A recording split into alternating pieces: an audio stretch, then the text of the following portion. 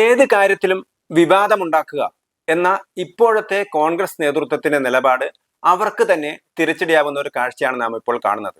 മുൻ പ്രധാനമന്ത്രി മൻമോഹൻ സിംഗിന്റെ നിര്യാണം, അതേ തുടർന്ന് രാജ്യത്ത് ദുഃഖാചരണം പ്രഖ്യാപിച്ചു. അദ്ദേഹത്തിന്റെ മൃതദേഹം, ഭൗതികദേഹം സംസ്കരിച്ചു കഴിഞ്ഞു. ആ സമയത്താണ് കോൺഗ്രസ് വലിയൊരു വിവാദവുമായിട്ട് രംഗത്ത് വരുന്നത്. എന്തൊക്കെയാണ് കോൺഗ്രസ് പറഞ്ഞത്? മൻമോഹൻ സിംഗിനെ അപമാനിച്ചു, അല്ലെങ്കിൽ അദ്ദേഹത്തിന് വേണ്ടത്ര പരിഗണന കൊടുത്തില്ല, അദ്ദേഹം സിഖുകാരനായതുകൊണ്ടാണ് പരിഗണന കൊടുക്കാതിരുന്നത്. അത് കവർ ചെയ്ത ചടങ്ങിൽ ദൂരദർശനിൽ മോദിക്കാണ് കൂടുതൽ പ്രാധാന്യം കിട്ടിയത്. മൻമോഹൻ സിംഗിന്റെ കുടുംബാംഗങ്ങളിൽ 3 പേർക്ക് മാത്രമാണ് മുൻനിരയിൽ സീറ്റ് കിട്ടിയത്. അതുപോലെ തന്നെ കോൺഗ്രസ് നേതൃത്വം അഭ്യർത്ഥിച്ചു സ്മാരകം വേണമെന്ന്. ആ സ്മാരകം ഉണ്ടാക്കുന്ന സ്ഥലത്ത് തന്നെ ശവസംസ്കാരം നടത്തണമെന്ന് പറഞ്ഞു. അത് കേന്ദ്ര സർക്കാർ അനുവദിച്ചില്ല. തുടങ്ങിയ കാര്യങ്ങളാണ് അവർ ചെയ്തത്.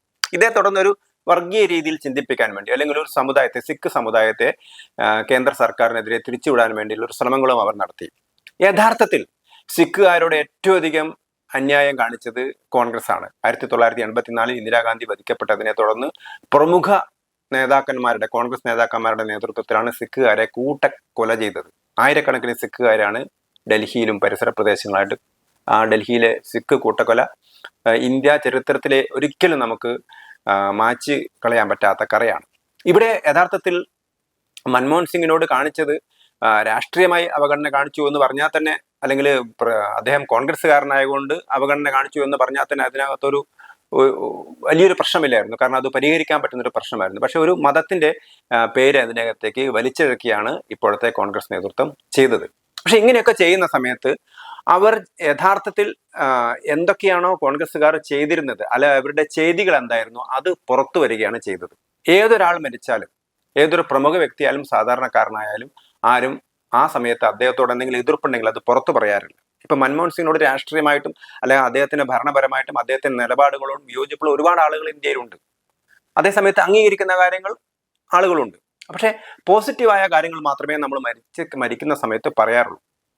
പക്ഷേ അങ്ങനെ പറയാത്ത ആളുകളെ കൊണ്ടുപോലും, അദ്ദേഹത്തോട് എതിർപ്പുണ്ടായിരുന്ന ആളുകളെ പോലും, അല്ലെ അദ്ദേഹത്തെ വിമർശിക്കുന്ന ആളുകളെ പോലും അവർ വായടച്ച് നിൽക്കുന്ന സമയത്ത് അവരെ തുറപ്പിക്കുന്ന രീതിയിലാണ് ഇപ്പോഴത്തെ കോൺഗ്രസ് നേതൃത്വം ശ്രമിക്കുന്നത്. അതേപോലെ തന്നെ കോൺഗ്രസിന്റെ യഥാർത്ഥത്തിലുള്ള മുഖം എന്താണ് എന്ന് തുറന്നു കാണിക്കാനുള്ള ഒരു അവസരം കൂടി അവർ സ്വയം ഉണ്ടാക്കിയെടുക്കുകയായിരുന്നു ചെയ്തിരുന്നത്.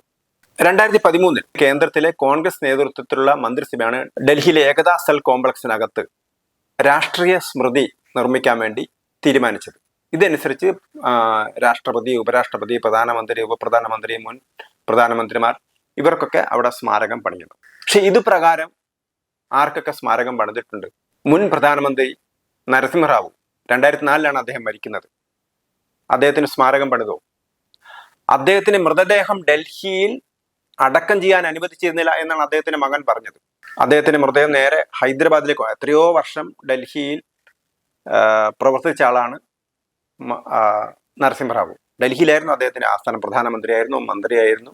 പക്ഷേ അദ്ദേഹത്തെ അപമാനിച്ചു വിട്ടു, അല്ലാതെ അദ്ദേഹത്തിന്റെ മൃതദേഹത്തോട് അനാദരവ് കാണിക്കുകയാണ് കോൺഗ്രസ് ചെയ്തത്.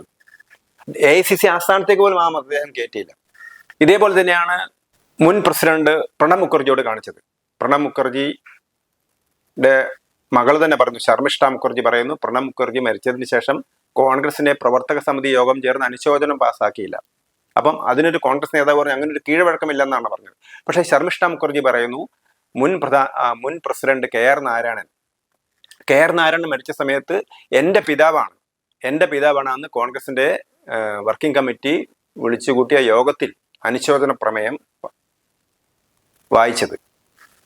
അപ്പൊ അങ്ങനെയുള്ള ശർമിഷ്ഠ മുഖർജിക്ക് പോലും പറയുകയാണ്, അതായത് പ്രണബ് മുഖർജിയെ പോലും അവര് അവഗണിക്കുന്നു. എന്തിനധികം പോകുന്നു? ഇന്ത്യയുടെ ഏറ്റവും കരുത്തനായ നേതാവായിരുന്നു സർദാർ വല്ലഭായ് പട്ടേൽ, ഉപപ്രധാനമന്ത്രി. അദ്ദേഹം മരിച്ച സമയത്ത് നെഹ്റു എന്താണ് കാണിച്ചത്? നെഹ്റു കാണിച്ചത് ഉദ്യോഗസ്ഥന്മാരോട് പറഞ്ഞു, നിങ്ങൾ ആരെങ്കിലും മുംബൈയിലേക്ക് പോകുന്നുണ്ടെങ്കിൽ സ്വന്തം ചെലവിൽ പൊക്കോളാം. ഇന്ത്യയുടെ ഉപപ്രധാനമന്ത്രി മരിക്കുന്നു, അപ്പം നിങ്ങൾ ആരെങ്കിലും പോകുന്നുണ്ടെങ്കിൽ ഒരു സംവിധാനവും അദ്ദേഹം ഒരുക്കിയില്ല. അപ്പം സർദാർ വല്ലഭായ് പട്ടേലിനെ അപമാനിക്കുകയായിരുന്നു നെഹ്റു ചെയ്തത്. അങ്ങനെ നെഹ്റു കുടുംബത്തിൽപ്പെട്ട ആളുകളുടെ ഒരു സ്വന്തമാണ് ഇന്ത്യ രാജ്യം, കോൺഗ്രസ് ഒക്കെ അവരതാണ് എന്നുള്ള നിലപാടാണ് അവർ വെച്ച് പുലർത്തിയത്. അതുകൊണ്ടാണ് അവർ സർദാർ വല്ലഭായ് പട്ടേലിനെ അപമാനിച്ചത്, PV നരസിംഹറാവുവിനെ അപമാനിച്ചത്, പ്രണബ് മുഖർജിയെ അപമാനിച്ചത്. പക്ഷെ ആരും മൻമോഹൻ സിംഗിനെതിരെ ഒന്നും പറഞ്ഞിരുന്നില്ല.